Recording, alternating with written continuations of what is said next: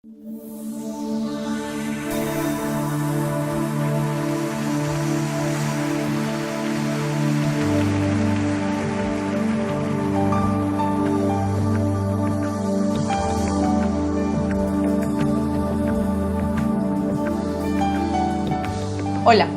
bienvenidos nuevamente a La Verdad Presente.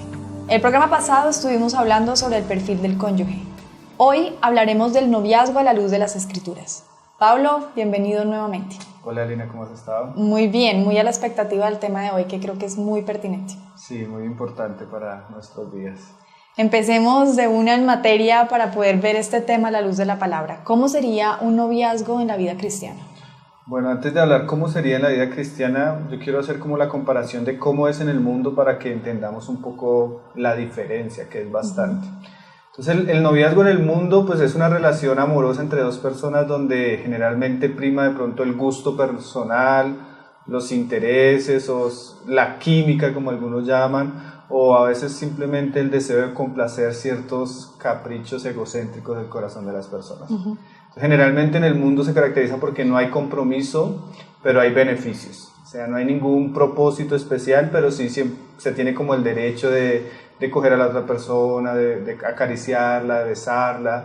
Y bueno, beneficios, pero sin compromiso, sin objetivo. Generalmente cuando se habla de noviazgo en el mundo nunca se piensa en la palabra matrimonio. Simplemente es una manera como los hombres experimentan relaciones con el sexo opuesto sin ningún compromiso. Y lo triste es que eso es muy común hoy en día en el mundo, pues por la televisión, los medios de comunicación, nuestros niños son bombardeados y generalmente los jóvenes comienzan a una edad muy temprana a tener novios. Y eso hasta lo ve uno bonito en los niños, pero definitivamente no es bueno porque son relaciones precoces, son relaciones inestables, son relaciones que, como hemos estado hablando, llevan a veces a una sexualidad a temprana edad y son relaciones que no tienen propósito, son relaciones desechables, que no tienen ningún valor, no tienen ningún respeto, como se comienza se acaba, y a veces pues no es solo el noviazgo, sino que en muchos lugares ya ni siquiera se habla de noviazgo, sino se tienen relaciones sin ningún compromiso, simplemente de derechos sobre el cuerpo de la otra persona. Entonces esa es como la visión del noviazgo en el mundo, ¿no? Que es bien opuesta a la visión del noviazgo en la palabra de Dios, o como cristianos nosotros deberíamos vivir. Entonces hay un pasaje en las Escrituras que dice Pablo, ahí en Romanos 12:2, dice: no os conforméis a este siglo, sino transformaos por medio de la renovación de vuestro entendimiento, para que comprobéis cuál sea la buena voluntad de Dios, agradable y perfecta. Entonces esa es la realidad del mundo, pero como cristianos definitivamente no somos llamados a vivir de la misma manera, a pensar de la misma manera, ni a actuar de la misma manera. Entonces, si ese es el mundo y si esa es la manera como el mundo hace las cosas, nosotros no podemos conformarnos. Pero lastimosamente, como estamos del mundo y muchos venimos del mundo, traemos esos conceptos y esas prácticas, y a veces hasta a muchos cristianos les parece normales. Entonces es bueno que nosotros hablemos de esto porque definitivamente la visión que nos da la palabra de estos asuntos es totalmente diferente. Muchos se deben estar preguntando, ¿qué hay de malo? ¿Qué hay de malo con un noviazgo de esa manera? O un noviazgo, por ejemplo, donde uno no ha pensado si se va a volver un matrimonio o no. ¿Cuáles son los peligros de tener un tipo de relación que se parezca mucho a una relación del mundo? Sí, hay muchos peligros, por lo menos el desgaste emocional y a veces las heridas que causan esas relaciones. Ni siquiera estamos hablando de un noviazgo de un creyente con el del mundo, porque eso ya dijimos que definitivamente no. Pero entre dos cristianos. Cuando dos cristianos se enfrascan en una relación donde hay sentimientos, pero no hay un objetivo claro, como el matrimonio, donde no hay un compromiso claro, y esa relación se rompe, generalmente alguno de los dos cónyuges queda con muchas heridas emocionales, y eso puede ser tropiezo para la fe de muchos. Yo conozco muchos jóvenes que se han apartado de la fe simplemente porque tenían una relación de noviazgo con algunas hermanas, y cuando se rompió la relación, alguno de los dos quedó más herido, porque no siempre son los dos, pero generalmente hay alguno de los dos que queda más afectado y termina siendo tropiezo. Y la palabra dice que hay por los que vienen los tropiezos, porque mejor que no debemos hacer tropezar a uno de los pequeños, porque sería mejor que nos atase una piedra de molino y nos lanzase al mar. Entonces quiere decir el Señor que quiere evitarnos caídas y que hagamos tropezar a otras personas. Y una relación sentimental con un hermano que no tiene una base sólida ni un propósito claro, que se queda en el camino a veces hace tropezar a una de las personas, y no solo a veces la persona, sino cuando están involucradas las familias, afecta a las familias. Y cuando hablamos de iglesias locales pequeñas donde las familias son como esas columnas de esas iglesias, muchas veces el ambiente de una iglesia se puede ver afectado por una mala relación sentimental de unos jóvenes. Entonces eso afecta bastante. Además, que si yo me involucro en una relación que no tiene un propósito, pero ocupo tiempo, estoy perdiendo ese tiempo. Y Pablo le dice a los jóvenes que, ahí en 1 Corintios 7:32 dice: quisiera pues que estéis sin congoja. El soltero tiene cuidado de las cosas del Señor y de cómo agradar al Señor. Entonces, si nosotros entendemos que la juventud es un tiempo para prepararnos, es un tiempo para dedicarnos al Señor, el involucrarme en una relación que no tiene sentido, que no tiene propósito, que no tiene claridad ni rumbo fijo, entonces tal vez yo estoy perdiendo un buen tiempo en el Señor, que como hemos dicho las veces pasadas, sirve para prepararme, para madurar, para formarme en el Señor, y que sí me está preparando para el matrimonio, pero tal vez yo me estoy desgastando y estoy perdiendo tiempo valioso que después cuando yo me case no lo voy a tener. Entonces el soltero debe tener cuidado de esas relaciones, porque no solo le pueden causar heridas a él y al otro y a veces a la misma congregación, sino hacen que pierda el tiempo. Además, un noviazgo como los que tiene el mundo puede hacer que yo dé mal testimonio en la iglesia. Entonces, por ejemplo, un hermano que tiene algún llamamiento siendo muy joven y se involucra en una relación que no agrada al Señor, o que no tiene como que ese sentido claro, sino simplemente es por probar, y él rompe con esa relación, aunque él no quiera, su testimonio se está manchando delante de la congregación. Entonces ya los otros hermanos no lo van a ver igual. ¿Por qué? Porque estuvo con una hermanita, terminó su relación, comenzó con otra hermanita, entonces ya uno sabe que es un personaje peligroso, porque es inestable emocionalmente. Entonces eso le puede dañar el testimonio a un joven o a la misma hermana. Entonces, aunque él no quiera y aunque él no lo esté buscando, él va a quedar con ese estigma sobre su espalda, y a veces no es fácil quitarse eso. Y dice la palabra que como una mosca muerta que hace ceder el perfume, así el que comete una pequeña locura y es contado como honorable. Entonces, hay que tener cuidado de esas pequeñas locuras, esas relaciones que no tienen sentido, que son precoces, que a veces son de niños, de muchachos inmaduros. Muchas veces dañan el testimonio de ellos, entonces comienza a haber como un estigma hacia la persona, y eso no es bueno. Es mejor el buen testimonio que el oro o que la plata. Entonces el cristiano debe guardarse y debe guardar su testimonio. Volvamos como un poco a la pregunta inicial. Ya sabemos como el contraste que hay en el noviazgo en el mundo, pero ¿cómo sería entonces un noviazgo con una perspectiva bíblica? Sí. Antes de responderte, se me faltó una que es muy importante, una razón que es muy importante, y es que esas relaciones, cuando las tomamos y las hacemos como el mundo, son muy dadas a la inmoralidad. ¿Por qué? Porque generalmente las caricias, los besos nos pueden llevar a inmoralidad sexual, y pues eso puede ser un gran tropiezo para nuestra vida cristiana. Sí, y ahorita te voy a hacer una pregunta más exacta sobre ese tema, pero hablemos un poco de entonces cuál sería esa perspectiva bíblica del noviazgo. Pues en la Biblia realmente tú no encuentras la palabra noviazgo. Puedes buscarla y no vas a encontrar, porque en el tiempo bíblico no se practicaba el noviazgo, que era lo que se conocía en la época. Era el desposorio. ¿Qué es eso? Que un joven, un hombre y una mujer se comprometían delante de sus padres a casarse. Entonces, ese proceso, desde que ellos se comprometían hasta el casamiento, era como el desposorio o el noviazgo, se puede decir. Pues cuando la Biblia habla del novio o la novia, habla de personas que se están preparando para casarse. Entonces lo que nos muestra la palabra es que el noviazgo tiene como objetivos el matrimonio. Cuando dos personas ya en una edad madura, en una edad donde ya tienen en su corazón claro que se van a casar, se comprometen delante de sus padres y de la sociedad o del pueblo en la época de que se van a casar, y el compromiso era tan serio que era prácticamente como el matrimonio. O sea, era considerado como si esa persona ya se hubiera casado con la otra. Entonces es un asunto totalmente diferente, porque la perspectiva es directa hacia el matrimonio. Lo único que tenían era tiempo para prepararse. Correcto. Para prepararse todas las cosas que tenía que ver con el matrimonio. Pablo, una claridad para dejarlo supremamente claro a lo que nos están viendo. Cuando dices que pues, es tan serio como el matrimonio, significa nivel de compromiso, pero no quiere decir que igual tengan licencia para hacer cosas que solamente se pueden después de haber recibido la bendición del Señor. No, significa que hay un compromiso entre las dos partes de fidelidad para llegar al momento de casarse, pero no significa que tengan los derechos ya como casados, que eso es bien diferente. Perfecto.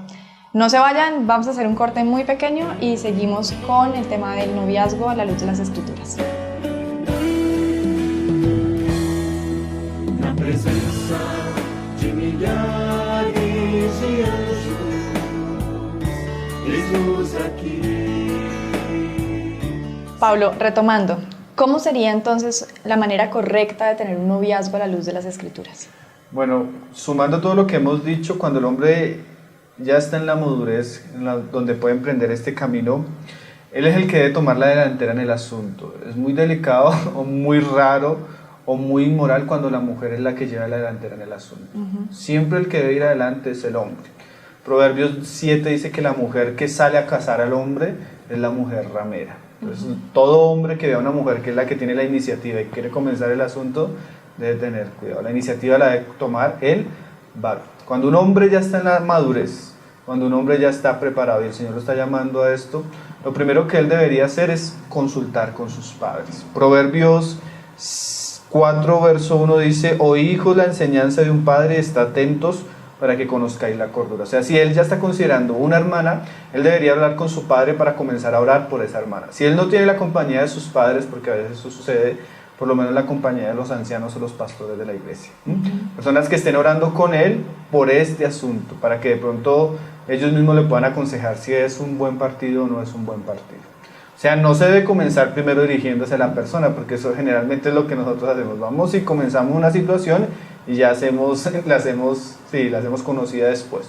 Pero en realidad se debe hablar con los padres, personas que nos puedan aconsejar en relación a la otra persona, porque muchas veces cuando nosotros comenzamos a gustar de alguien,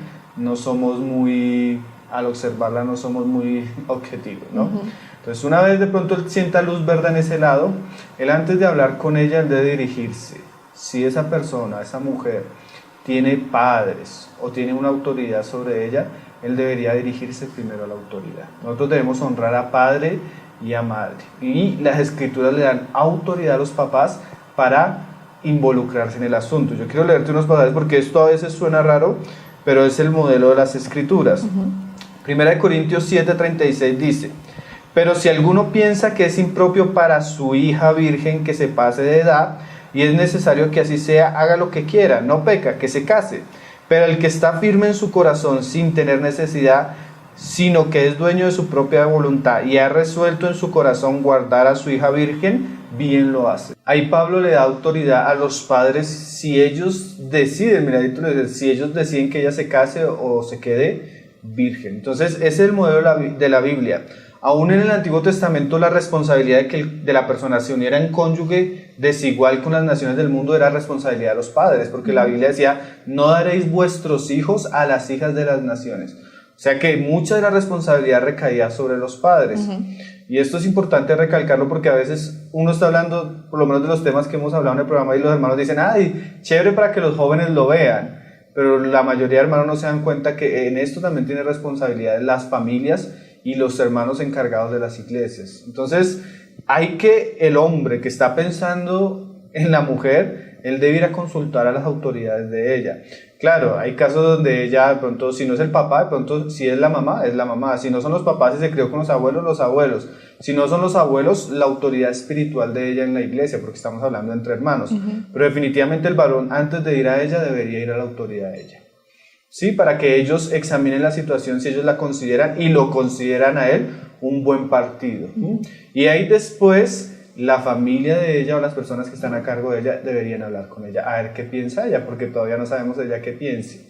Y dependiendo de lo que ella piense, se puede pensar en comenzar una relación. Así fue el caso de Abraham. Cuando Abraham quiere traerle una esposa a su hijo, él manda a su siervo, y su siervo, todos conocemos la historia de que él ahí en el pozo le dice a Dios que sea la mujer que alimente, le dé agua a todos los camellos. Cuando llega Rebeca y lo hace, él se sorprende, pero él ni siquiera le dice nada a Rebeca. Le dice: ¿puedo hospedarme en tu casa? Y ella los lleva a la casa y él se sienta a comer con el papá de ella y con el hermano de ella, antes de hablar con ella. Y antes de comer, él dice, yo no puedo quedarme callado, Dios me mandó fue algo y les explica la situación. Cuando el papá y el hermano de ella oyen, dicen, bueno, si esto es de parte de Jehová, pues, ¿qué podemos impedirlo? O sea, primero vino a ellos. Y es un irrespeto que una persona venga a una mujer sin consultar con las autoridades de ella.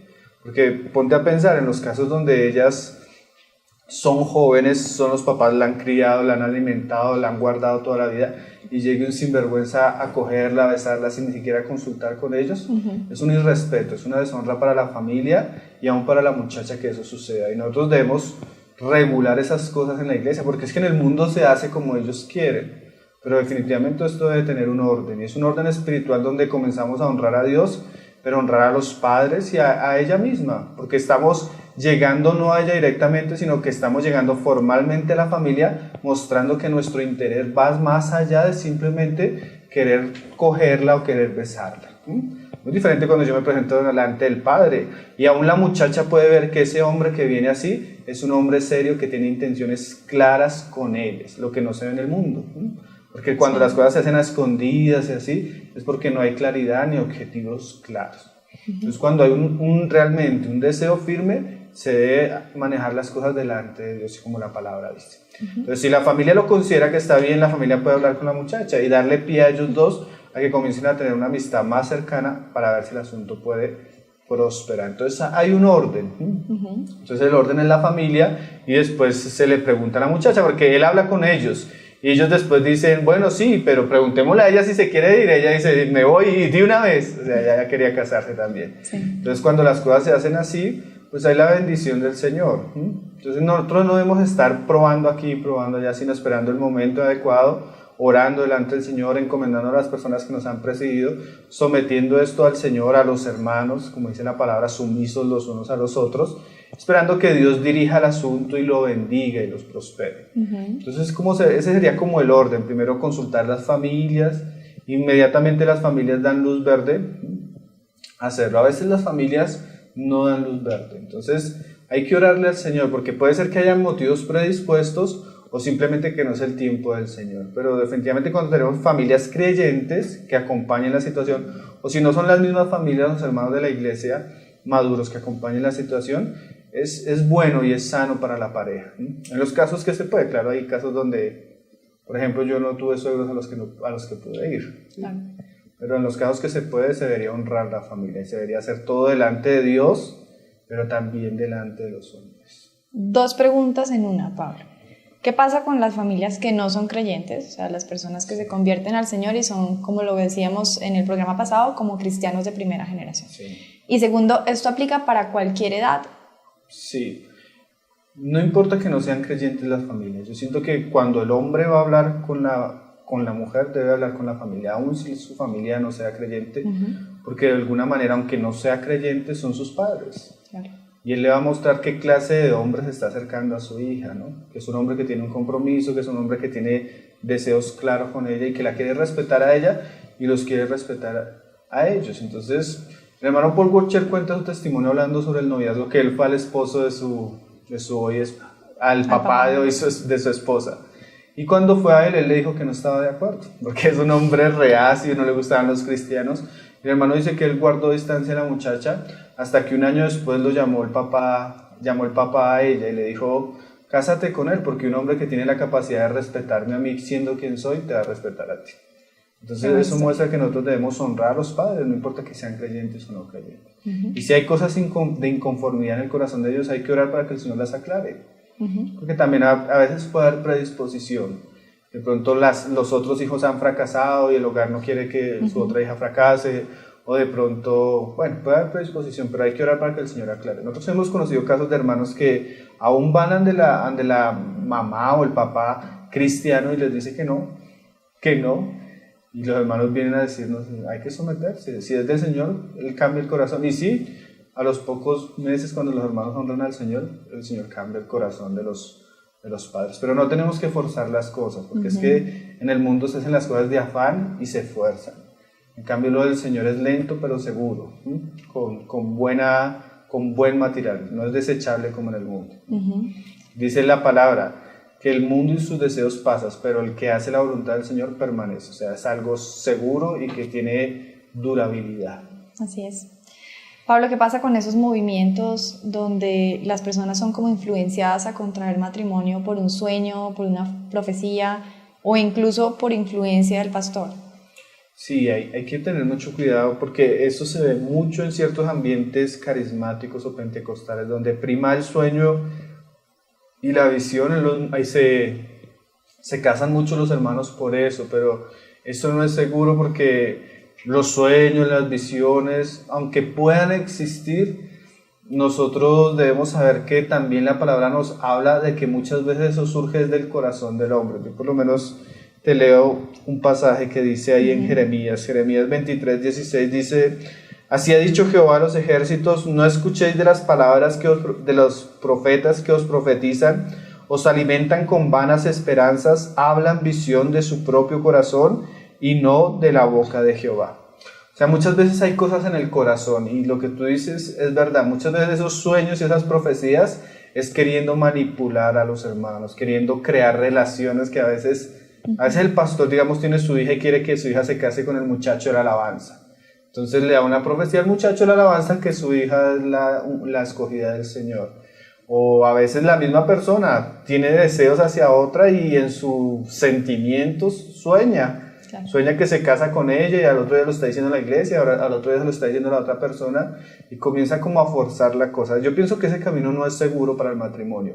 Hay cosas que son mucho más seguras, como la soberanía de Dios. O sea que yo entiendo que Dios controla todas las cosas. Entonces, si yo creo que Dios es soberano, yo también creo en la providencia de Dios. ¿Qué es eso? Que Dios controla, pero Dios también providencialmente arregla los asuntos. Además, ¿qué hace Dios? Dios da testimonio a la familia, Dios da testimonio a los hermanos y Dios involucra el corazón de las personas que se van a unir en el asunto. Porque generalmente esto de sueño y profecía solo afecta a uno y el otro como que termina casándose porque el otro le dijo que el Señor le había dicho, pero un matrimonio debe ser algo consensuado. O sea, es un pacto en dos partes que están con un mismo sentir y deseo de llegar al matrimonio. Entonces, cuando solo es una persona hay que tener cuidado, porque yo he tenido hermanos que me dicen: hermano, pero es que el Señor me lo mostró, y la muchacha no quiere, pero es que el Señor me lo mostró. Entonces, si el Señor te lo mostró a ti, se lo va a mostrar a ella. Claro. Y si se los va a mostrar a ambos, se los va a mostrar a sus padres, y nos va a dar paz a todos para que todos digamos amén.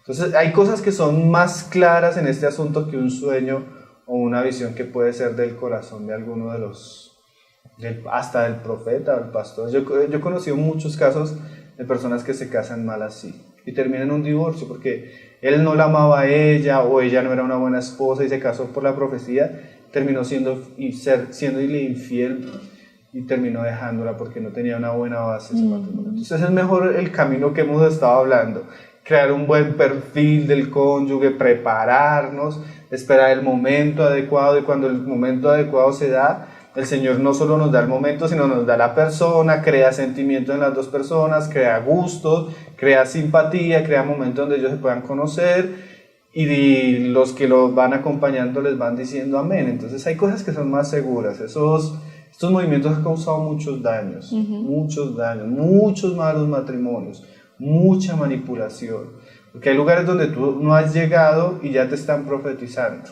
Ni siquiera te predican el evangelio, pero si hay una fila de profetas para decirte qué vas a hacer, qué Dios te va a dar, ¿sí? Y a veces hay mucha manipulación. Entonces, cuando vean un ambiente así que lo manipulan a través de esas cosas, no solo no crean, sino que se guarden de esas cosas, que busquen otro lugar donde reunirse, porque esas cosas son síntomas de un mal cristianismo. El cristianismo es bíblico y cree más en otros aspectos de Dios, ¿no? Sin menospreciar las profecías y los sueños, pero en relación del matrimonio, poco probable creo que eso venga del Señor. Muy bien. Vamos a hacer otra pausa. Recuerden que pueden enviar sus correos a tesorosverdadpresente@gmail.com.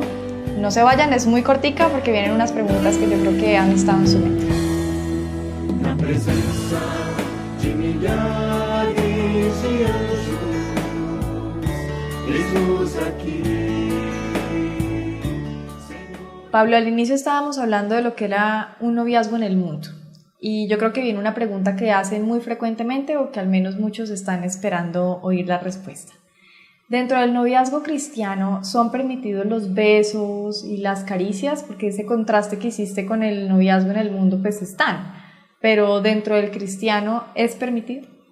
Los estímulos que tiene el cuerpo del hombre y la mujer, como los besos, las caricias, tienen un objetivo principal y es llevarlos o estimularlos a la relación sexual. Y eso lo dio Dios para que se geste en el matrimonio. Entonces, si antes del matrimonio la relación sexual no es permitida, no debe ser permitido lo que estimula a llegar a la relación sexual. ¿Sí? Entonces, a veces los besos, las caricias, ciertos abrazos pueden excitar a alguna de las dos personas. Entonces, en ese caso es muy peligroso y la palabra nos dice que no proveáis para los deseos de la carne. Entonces, generalmente las relaciones del mundo terminan en una sexualidad, en relaciones con mucha actividad sexual, es porque hay mucho estímulo. Y si hay mucho estímulo, es casi prácticamente inevitable no llegar ahí. Entonces, las caricias, los besos, los abrazos pueden llevarnos ahí. Entonces, yo pienso que lo mejor sería evitarlo. Porque hay hermanos que dicen, bueno, ¿hasta dónde puedo? Como queriendo llegar hasta ese punto y guardarse ahí, pero es muy peligroso llegar a un punto que nos puede llevar a más cosas. ¿Sí? Entonces, si hay estímulos que impulsen mi cuerpo a eso, pues yo debo evitarlo.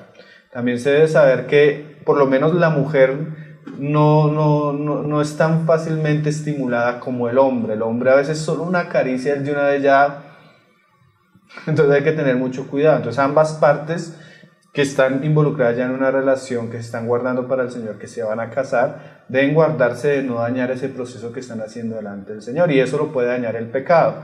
Entonces juntos deben ponerse límites. Un noviazgo cristiano debe tener límites, donde él y ella diga, esto a mí me afecta, yo prefiero que nos guardemos. Entonces el verdadero amor todo lo espera, y el verdadero amor no hace nada indebido. Y si para el hombre es indebido, porque es que a veces es que le molestó la orejita, y ella cree que es chistoso, pero para él eso es, entonces deben tener cuidados y guardarse de límites, porque por cosas pequeñas es que uno comienza a llegar a otras cosas. Entonces, si nosotros queremos tener otro resultado en nuestra vida cristiana, en nuestro noviazgo, debemos hacer las cosas de una manera diferente. También, nosotros hablábamos la pregunta la vez pasada, ¿y qué de aquellas personas que tuvieron una sexualidad activa llegan a Cristo?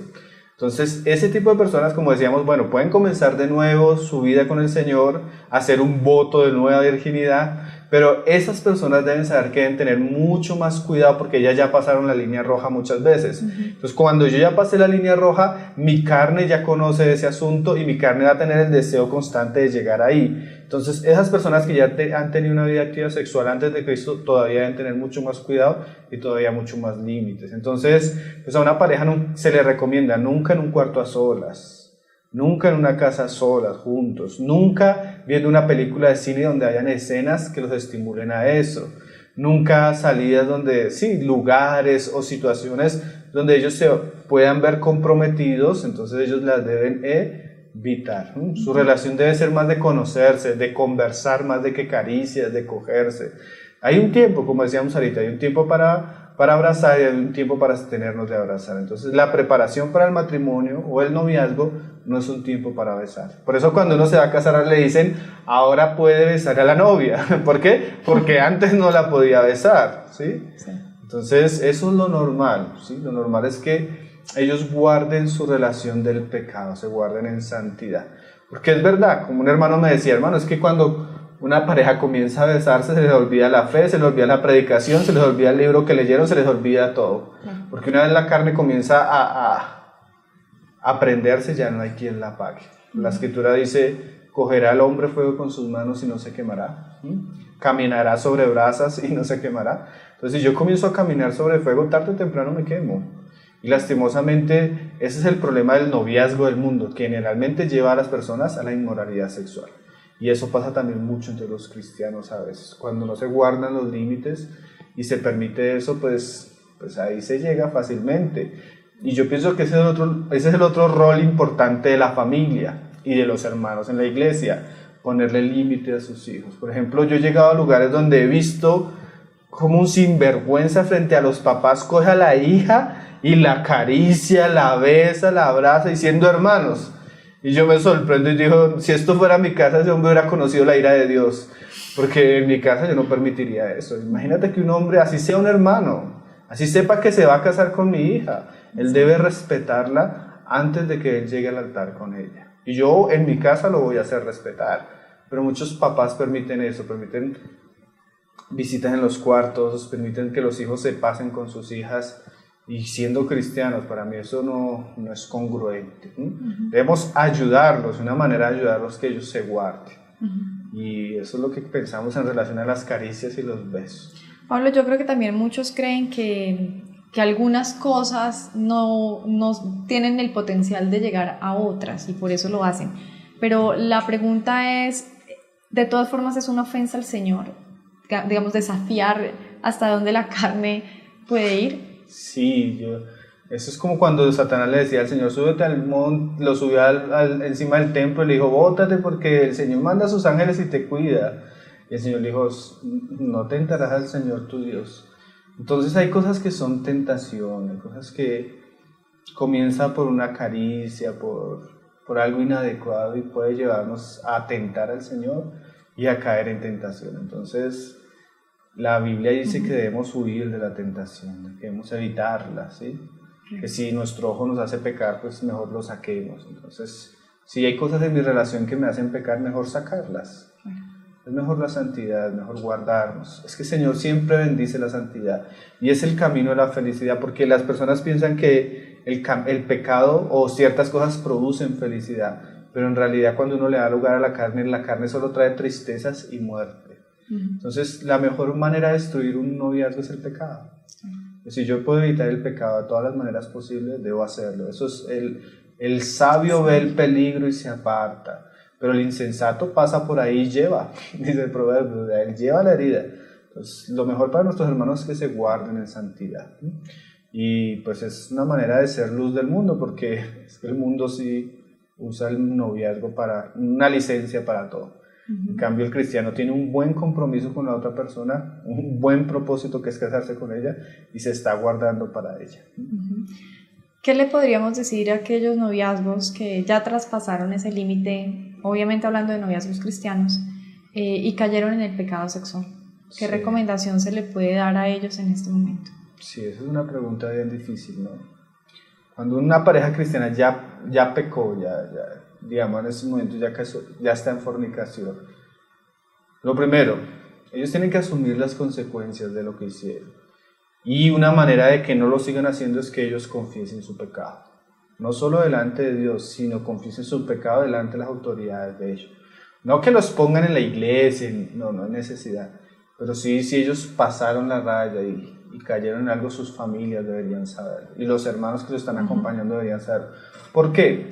Porque eso va a traer perdón, porque cuando se confiesa el pecado se trae misericordia y van a asumir consecuencias. Y las consecuencias son buenas, ¿por qué? Porque no hacen que yo siga pecando. Porque si lo hacemos solo los dos delante del Señor y seguimos igual, lo más seguro es que volvamos a caer en el mismo pecado. También como parte de las consecuencias, yo recomendaría que haya una separación momentánea por lo menos, ¿sí? Como fruto de las consecuencias. ¿Por qué? Porque la Biblia dice huid de la fornicación y es la relación la que me está haciendo fornicar. Entonces yo delante del Señor debería apartarme por un tiempo de la persona para apartarme también del pecado, ¿no? Eso es como parte de las consecuencias que yo debo asumir como creyente. Además, cuando se aparta uno de la persona, le da lugar al Señor a que lo restaure y lo discipline, si hay necesidad de disciplina. Entonces, si está todavía la relación, es muy difícil que la persona acepte restauración y acepte disciplina. Entonces, es mejor guardar una distancia momentánea. Claro que no debería ser, yo considero que no debería ser para siempre, porque la palabra mostraba, te lo voy a leer: si alguno engañara a una doncella que no fuere desposada y durmiere con ella, deberá dotarla y tomarla por mujer. O sea, cuando caían en fornicación, el hombre debía pagar por ella un dote. Y después de pagar por ella, o sea, de pagar un precio por la situación que había hecho, el error que había cometido, se podía casar. En esos casos, después de él pagar la dote, que en nuestro tiempo sería como la disciplina y la restauración del Señor. Yo pienso que ellos, si los sentimientos y si las cosas se hacen a la luz de la familia y de la iglesia, y los hermanos lo consideran a bien, yo creo que pueden restaurar el noviazgo para matrimonio. Aunque generalmente el pecado es tan dañino que muchas veces daña esas relaciones. Entonces hay que ver cómo queda la situación después de las circunstancias, a ver si es mejor pues casarse o si simplemente pues, el asunto se acabó ahí con el pecado. Entonces lo ideal no es llegar ahí, pero bueno, si ya se ha llegado ahí, pues pedir perdón, pagar consecuencias, asumir responsabilidades, y de pronto después de eso pensar en la idea ya de casarse o simplemente dejar que el asunto se dé por olvidado. Claro, en caso de que haya un arrepentimiento genuino, eso es lo que debería pasar, más la separación por un tiempo. Sí, lo mejor sería separación por un tiempo hasta que se restauren las cosas ya de la manera que el Señor lo manda. Uh-huh. Pablo, ¿qué hay de algunas predisposiciones culturales? Por ejemplo, cuando la mujer es mayor que el hombre o el hombre le lleva ya mucha edad a la mujer. ¿Esto influye? ¿Esto debe tenerse en consideración cuando una persona está pensando casarse con otra? Sí, a veces en el momento no se ve tan difícil, pero cuando pasan los años, digamos la diferencia de edad es bien difícil, porque nosotros hemos conocido casos donde ella se casa y ella tiene 25 años y el hombre 40.